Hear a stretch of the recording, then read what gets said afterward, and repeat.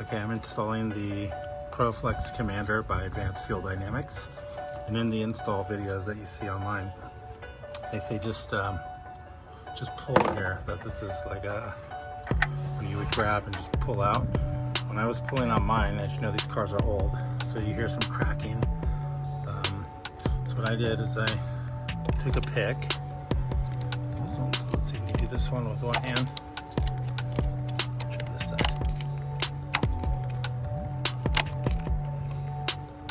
Just kind of offset it a little bit. I might need two hands, but so you can see I'm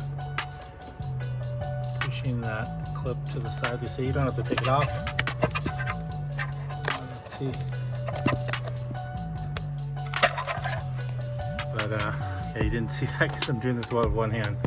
But I put some pressure on this one and a little bit of pressure while I was tugging, and it comes off with these. Not, you know, make sure you put that clip back, right? Don't lose that clip. Make sure it's like that.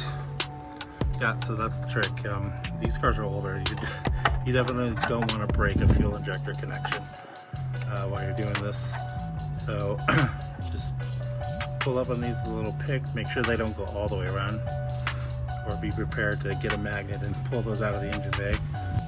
Okay, here's the reason why you can't just pull these off. I mean, look at the design. So the wire is the thing that secures right here, kind of on that divot right there. Right, so when you go to plug that in, that wire secures it so it can't shake off. I'm not quite sure why people online are saying just yank it off. Don't do that. Maybe their wires are bent or who knows. So again, take the pick, right? Take that pick and lift this up, lift that side up. It doesn't have to be all the way off, somewhere around this corner, and then give it a yank. And it'll come off real easy. I was trying to pull on it and I heard some cracking sound. So that wire locks here. Don't yank it off. Okay, another little fun trick for the Proflex Commander. As you can see, the connector actually touches the valve cover, right? So what you have to do is you have to turn this injector. You have to turn every single one of them. Put it on when it's on its side, and then clip it in.